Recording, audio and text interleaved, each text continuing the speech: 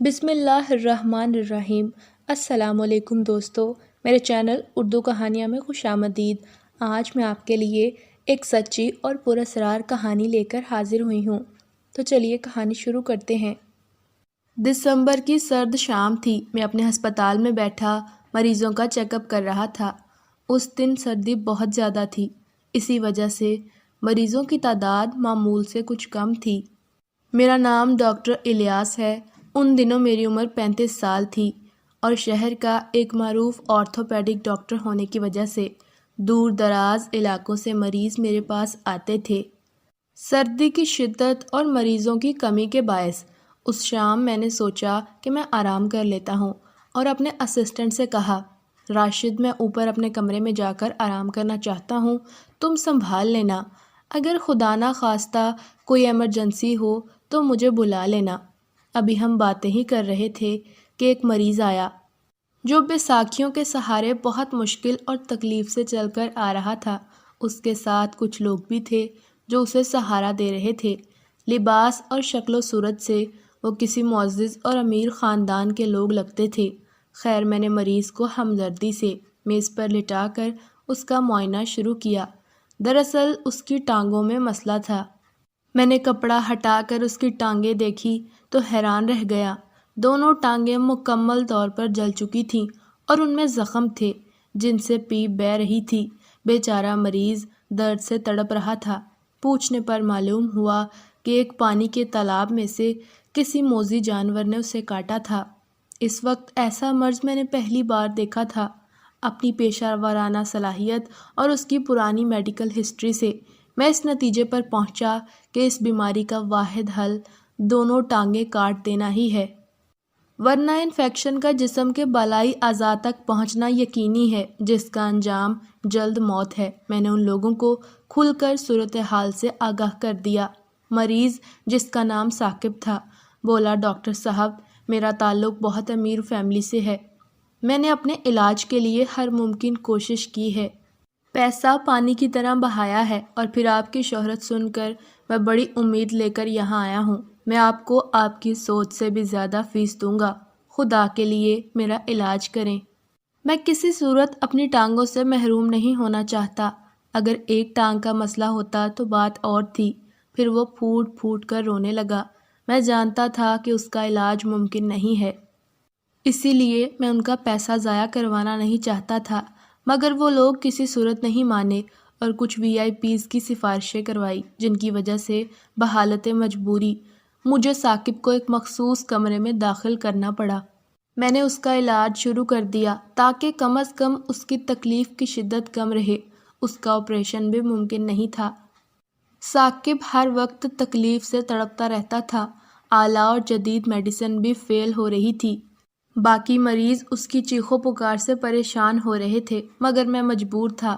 ان دنوں میرے دل میں بارہا خیال آتا کہ آخر ایسا کون سا موذی اور خطرناک جانور ہے جس نے ثاقب کی یہ حالت کر دی ہے۔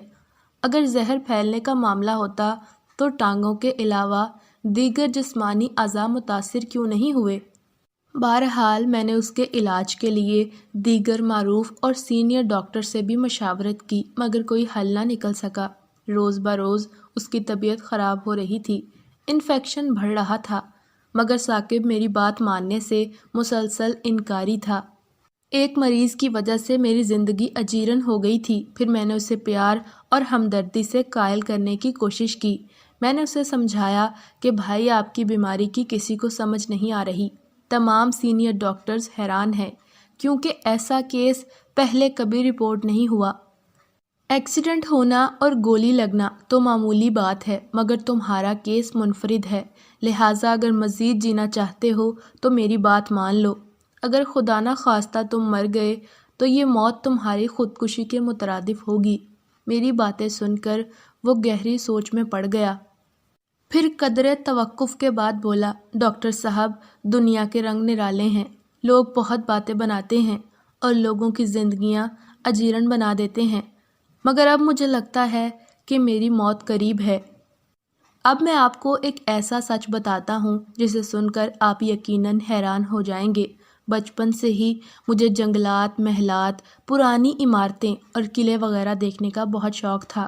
میرا تعلق جاگیردار گھرانے سے ہے، مگر میں اپنے شوق کی تکمیل کے لیے محکمہ آثار قدیمہ میں بھرتی ہو گیا، جس کی وجہ سے مجھے مختلف مقامات دیکھنے اور مختلف پروجیکٹس پر کام کرنے کے مواقع ملنے لگے۔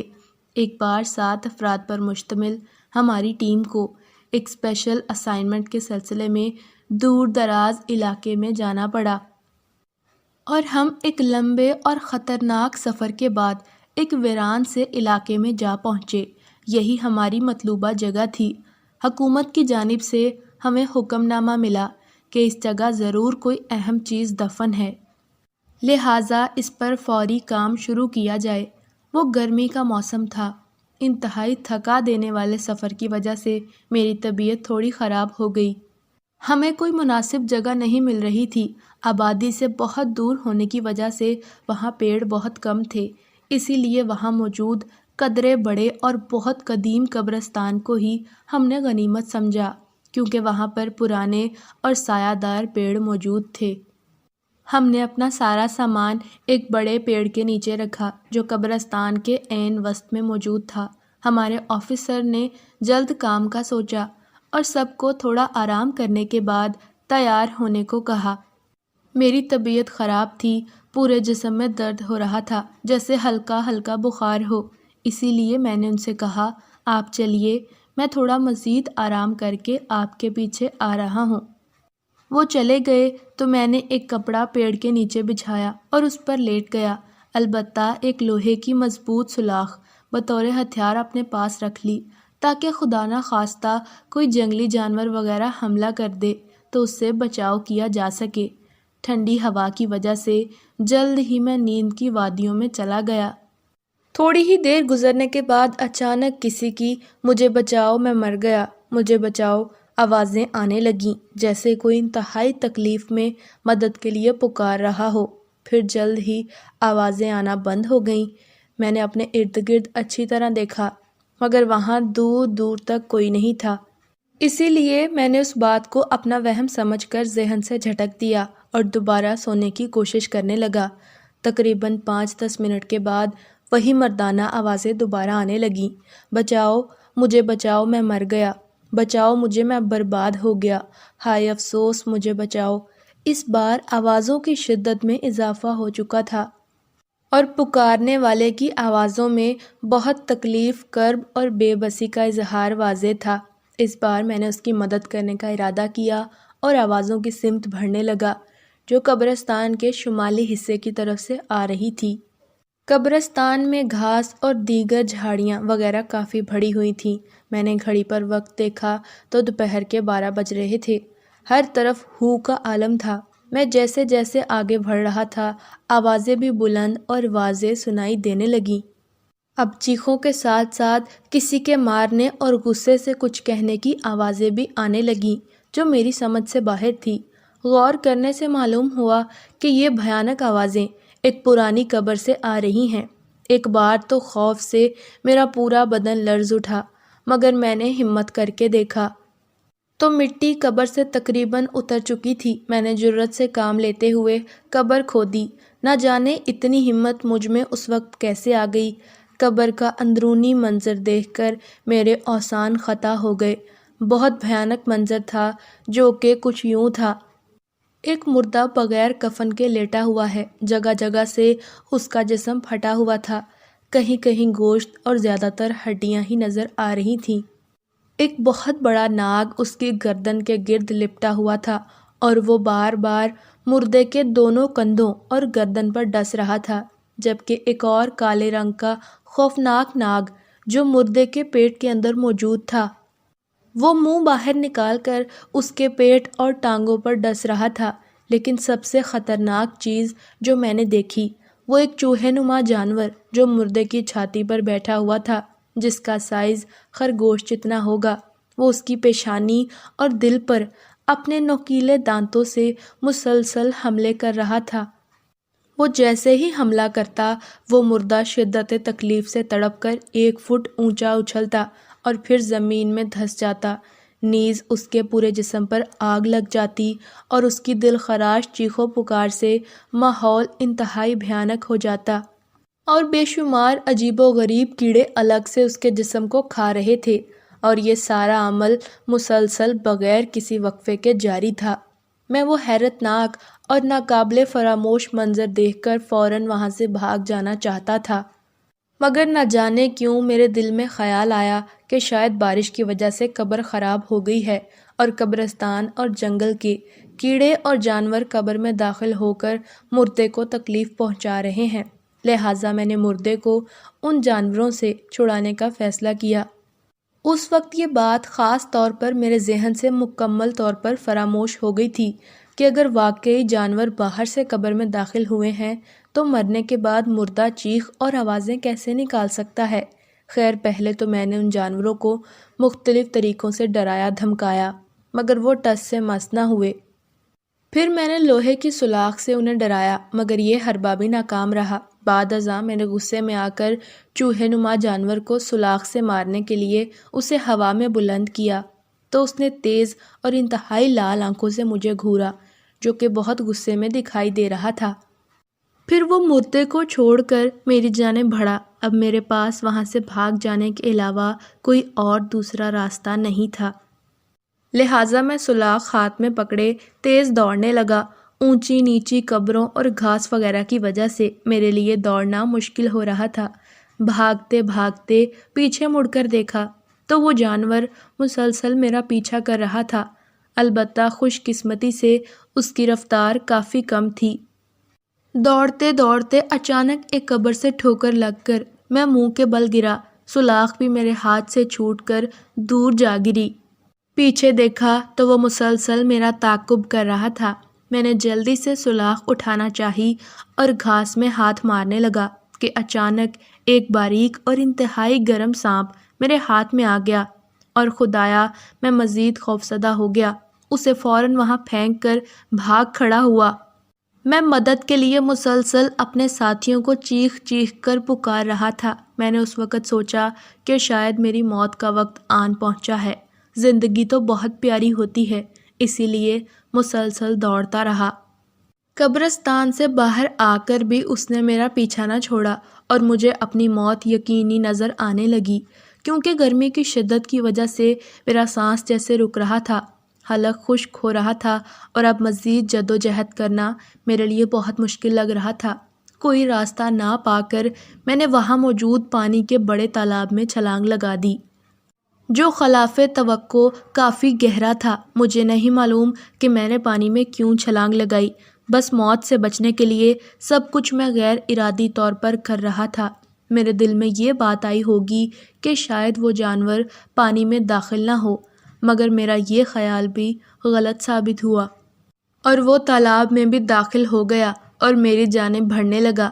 اب بچنے کا کوئی راستہ نہیں تھا، مگر میں پھر بھی اونچی آواز میں مدد کے لیے اپنے ساتھیوں کو پکارنے میں مصروف رہا۔ پھر میں نے آخری بار تالاب کے دوسرے کنارے سے باہر نکلنے کی کوشش کی، اور خوشی کی بات یہ ہوئی کہ میرے ساتھی بھی دوڑتے ہوئے تالاب کے کنارے پہنچ گئے۔ میں نے جلدی سے باہر نکلنے کی کوشش کی۔ میں آدھا باہر نکل گیا، البتہ ٹانگیں پانی میں موجود جھاڑیوں میں پھنس گئیں۔ پھر اس جانور نے اپنے آخری حربے کی صورت میں اپنے منہ سے تھوک نما گہرے لال رنگ کا پانی تالاب میں چھوڑا، جس سے فوراً ہی سارا پانی بہت گرم اور تیزاب کی مانند ہو گیا۔ مجھے لگا جیسے میری ٹانگیں آگ کے تندور میں موجود ہوں۔ میرے ساتھیوں نے پوری قوت سے مجھے باہر نکالا، مگر دیر ہو چکی تھی۔ میری ٹانگیں جھلس گئیں، درد اور جلن سے میرا برا حال تھا۔ میں تڑپ رہا تھا، کسی کو کوئی سمجھ نہیں آئی کہ آخر میرے ساتھ ہوا کیا ہے، کیونکہ جانور بھی غائب ہو چکا تھا۔ درد کی شدت سے میں بے ہوش ہو گیا۔ پھر میری آنکھ ہاسپٹل میں کھلی۔ میں نے یہ واقعہ کسی کو نہیں سنایا، کیونکہ مجھے ڈر تھا کہ کہیں لوگ مجھے اس واقعے سے منسوب کر کے انتہائی گناہ گار ثابت کر کے میری زندگی اجیرن نہ بنا دیں۔ اسی لیے میں نے اصل واقعہ کسی کو نہیں بتایا۔ مزید اس نے مجھ سے بہت ادب اور اعتماد سے درخواست کی، یہ بات کسی اور سے شیئر نہ کیجیے گا۔ اگر دنیا کو عبرت کے لیے بتانا ضروری ہوا تو میرا نام نہیں بتائیں گے، اور میں نے ہاں میں سر ہلا دیا۔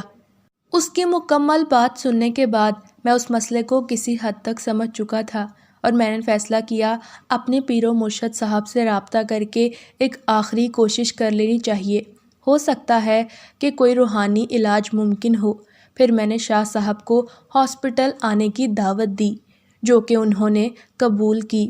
ہاسپٹل آ کر شاہ صاحب کی میں نے اس مریض سے ملاقات کروائی اور شاہ صاحب کو ساری صورتحال سے آگاہ کر دیا۔ مریض کو میں پہلے ہی اعتماد میں لے چکا تھا۔ پوری تفصیل سننے کے بعد شاہ صاحب بولے، ڈاکٹر الیاس، مجھے ایک خاص روحانی عمل کرنا ہوگا، اور اس کے لیے ایک کمرہ اور کچھ ضروری سامان درکار ہے۔ انشاءاللہ ایک رات کے عمل سے ہی اس بیماری کے بارے میں علم ہو جائے گا۔ ان کے کہنے کے مطابق مخصوص کمرہ اور باقی سامان مہیا کر دیا گیا۔ پھر پوری رات انہوں نے ایک عمل خاص کیا، اور اگلے دن ہمیں ایسی بات بتائی جو نہ صرف میرے لیے بلکہ تمام مسلمانوں کے لیے باعث عبرت ہے۔ انہوں نے سب کی موجودگی میں ہمیں بتایا کہ ثاقب ایک اچھا اور نیک انسان ہے، اور جو بیماری اسے لگی ہے یہ کوئی سزا نہیں بلکہ دنیا کے لیے عبرت ہے۔ دراصل بات یہ ہے کہ ثاقب کو جس جانور کی وجہ سے انفیکشن ہوا ہے اس کا تعلق عالم برزخ سے ہے، نہ کہ دنیا سے، اسی لیے اس کا علاج اس دنیا کے کسی انسان کے پاس نہیں ہے، اور جس مردے کی قبر کو اس نے دیکھا تھا اسے عالم برزخ کے عذابوں میں سے کوئی عذاب ہو رہا تھا۔ اگر اس نے ان جانوروں کو دیکھ بھی لیا تھا تو اسے انہیں ہرگز چھیڑنا نہیں چاہیے تھا۔ اس نے تو ان کے کام میں مداخلت کی، اسے فوراً وہاں سے دور ہو جانا چاہیے تھا۔ ہمارے بزرگ کہا کرتے تھے کہ ویرانوں اور قبرستانوں میں اکیلے سفر نہیں کرنا چاہیے۔ پھر شاہ صاحب نے ثاقب کو اپنی طرف متوجہ کر کے پیار اور ہمدردی سے کہا، بیٹا ثاقب، میں اللہ تعالیٰ کے فضل و کرم سے اور اس کے عطا کردہ علم سے اس دنیا کے امراض کا روحانی علاج کر سکتا ہوں، مگر عالم برزخ سے لگی کسی بیماری کا میرے پاس تو کیا کسی کے پاس بھی کوئی علاج نہیں، لہٰذا تمہیں ٹانگیں کٹوانا پڑیں گی۔ اگر تم اسی حالت میں مر گئے تو یہ موت خودکشی کہلائے گی، اور خدا نخواستہ تمہیں بھی عالم برزخ میں عذاب ہو سکتا ہے۔ شاہ صاحب کی باتیں سن کر ثاقب کا جسم خوف سے کانپ اٹھا، اور اس نے دونوں ہاتھ اپنے کانوں کو لگا کر اللہ تعالیٰ سے سچی توبہ کی اور ہاں میں سر ہلا دیا۔ اب وہ بہت مطمئن نظر آ رہا تھا۔ پھر اسی دن اس کی ٹانگیں کاٹ دی گئیں، اور پھر حیران کن طور پر وہ دیگر مریضوں کی نسبت بہت جلد ٹھیک ہو گیا۔ بعد ازاں میری کوششوں سے اسے مصنوعی ٹانگیں لگا دی گئی، جس سے وہ جلد ہی نارمل زندگی گزارنے کے قابل ہو گیا۔ اس کے بعد اسے کبھی کوئی تکلیف نہیں ہوئی۔ اس واقعے کے بعد میرے دل میں پہلے سے زیادہ خوف خدا پیدا ہو گیا، اور میں سوچنے لگا کہ ہر مسلمان نے روز قیامت تک قبر میں رہنا ہے، پھر ہم کیوں عالم برزخ سے غافل ہیں؟ الحمدللہ میں تو عذاب قبر سے بچنے کے لیے دین اسلام کے اصولوں کے عین مطابق زندگی گزار رہا ہوں، اور امید کرتا ہوں کہ تمام مسلمان بھی اللہ کی رسی کو مضبوطی سے تھام کر زندگی گزاریں گے اور عذاب قبر سے محفوظ رہیں گے۔ تو ویورز، کیسی لگی آپ کو آج کی میری یہ کہانی؟ کمنٹس میں اپنی رائے کا اظہار ضرور کریں۔ مزید خوفناک اور سبق آموز کہانیوں کے لیے میرے چینل کو سبسکرائب کرنا نہ بھولیں۔